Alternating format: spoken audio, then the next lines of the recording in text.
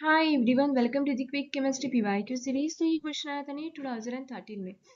इस वाले क्वेश्चन में पूछा गया है द रेडिकल स्ट्रक्चर गिवन है, ये एरोमेटिक है, क्यों है, उसके ऑप्शन हमें गिवन है। इन शॉर्ट हमें बताना है कितने p ऑर्बिटल्स है एंड कितने p अनपेयर्ड इलेक्ट्रॉन्स है।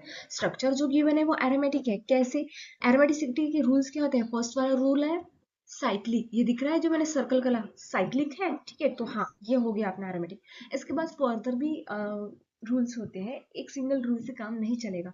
सेकेंड रूल होता है प्लेनरिटी। प्लेनरिटी कैसे होती है?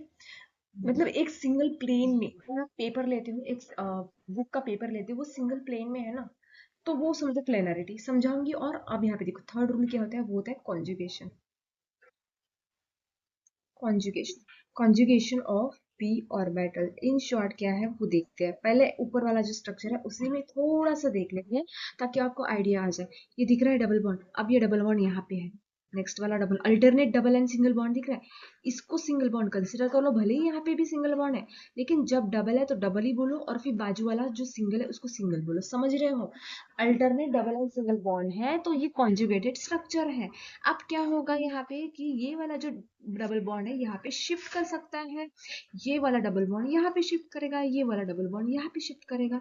इन शॉर्ट क्या है, यहाँ पे डॉटेड लाइन से समझा रही हूँ, कभी डबल बॉन्ड यहाँ है, कभी डबल बॉन्ड यहाँ जा रहा है, तो मतलब ये डॉटेड लाइन से दिखा दिया। मतलब जो डबल बॉन्ड का फिक्स पोजीशन नहीं है वो डीलोकलाइज वे में है।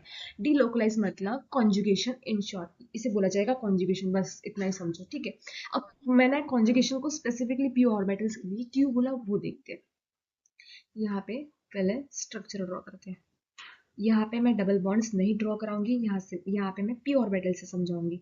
ये दिख रहा है, सॉरी एक मिनट, रुको। पी ऑर्बिटल, ये पी ऑर्बिटल ऐसा शेप होता है ना पी ऑर्बिटल का, मैंने P orbital separate separate carbons के लिए निकाल लिया। अब मैंने क्या बोला कि ये जो साइक्लिक रिंग है उसी में हमें एरोमेटिसिटी देखनी है, मतलब इसके बाद यहाँ पे देख रहे हो, ये जो इतना पार्ट है इसे हमें देखना नहीं है यहाँ पे एरोमेटिसिटी, ठीक है। अब सुनो, यहाँ पे एक सिंगल इलेक्ट्रॉन है, सिंगल इलेक्ट्रॉन, पर्टिकुलर एक पी ऑर्बिटल में सिंगल सिंगल इलेक्ट्रॉन्स रहेगा। थोड़ा स्लोली ले रहे हैं, अच्छा पढ़ेंगे, ठीक है। अब यहाँ पे ये आपको ये पता है सिंगल बॉन्ड में टू इलेक्ट्रॉन्स होते हैं, डबल बॉन्ड में भी टू इलेक्ट्रॉन्स होते हैं, मतलब टू इलेक्ट्रॉन से एक तो हम सिंगल बॉन्ड बना सकते हैं या फिर डबल बॉन्ड। तो यहाँ पे ऑलरेडी सिंगल बॉन्ड है। अब ये रेडिकल रेडिकल्स क्या करेंगे, डबल बॉन्ड भी बनाएंगे ना। यहाँ पे सिंगल बॉन्ड ऑलरेडी ही, ये double radical radical double bond बनाएंगे। इस तरह से अल्टरनेट हमने क्या करा, डबल बॉन्ड बनवा लिए, ठीक है।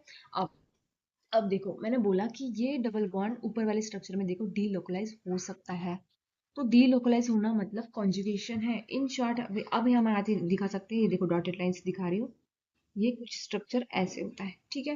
तो यहाँ पे ये एरोमेटिसी में जा रहा है, जब जब वहाँ पे कॉन्जुगेशन होगा किसी भी स्ट्रक्चर में, स्ट्रक्चर साइक्लिक है, वहाँ पे प्लेनारिटी है। प्लेन में मतलब एक पेपर रख दो, पेपर एक प्लेन में है ना, बुक का पेपर, ठीक है, ऐसे समझो। और कॉन्जुगेशन ये, ठीक है। अब 4 पॉइंट क्या है, हक्कल्स रूल। अब देख लेते हैं लास्ट वाला हक्कल्स रूल, ठीक है। हक्कल्स रूल एग्जैक्टली होता क्या है वो देख लेते हैं। हक्कल्स रूल क्या होता है, 4n+2 पाई, 4n+2 pi electrons, 4n+2 pi electrons. देखो इस वाले एरोमेटिक स्ट्रक्चर में कितने इलेक्ट्रॉन्स है, 6 इलेक्ट्रॉन्स है। इतना क्लियर है, 6 इलेक्ट्रॉन्स है। अगर मैं क्या करती हूँ कि एन वाले में रखती हूँ, देखो यहाँ पे एन क्या हो सकता है हक्कल्स रूल में, 0 1 2 3 एंड इंफिनिटी, कुछ भी हो सकती है, जीरो से होल नंबर है। एन की वैल्यू हक्कल्स रूल में होल नंबर रहेगी। अगर मैं यहाँ पे एन की वैल्यू ऐड करती हूँ तो मुझे यहाँ पे सॉल्व करने के बाद 6 पाई इलेक्ट्रॉन्स मिलने वाले हैं। मतलब हक्कल्स रूल क्या होता है कि जब जब कोई भी स्ट्रक्चर हक्कल्स रूल को फॉलो करता है तो वो एरोमेटिक स्ट्रक्चर है, ठीक है। तो यहाँ पे मैंने हक्कल्स रूल में 4n+2 पाई में n की वैल्यू 1 रखी, तो मुझे यहाँ पे 6 पाई इलेक्ट्रॉन्स मिल रहे हैं।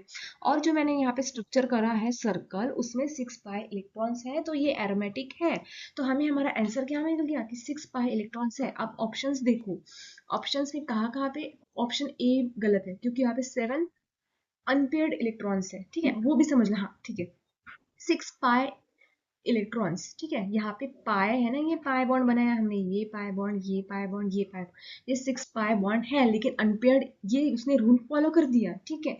अब हमने काउंट करा कि यहाँ पे अनपेयर्ड इलेक्ट्रॉन, जब ये पी ऑर्बिटल्स एक दूसरे के साथ पाई बॉन्ड बनाते हैं, उससे पहले क्या है, अनपेयर्ड इलेक्ट्रॉन्स है ना, तो कितने अनपेयर्ड इलेक्ट्रॉन्स होंगे, 6 अनपेयर्ड इलेक्ट्रॉन, तो ऑप्शन ए तो गलत हो जाएगा, यहाँ पे 7 लिखा है, ऑप्शन ए गलत हो गया। अब हमारे पास है ऑप्शन 3, ऑप्शन हमारे पास है।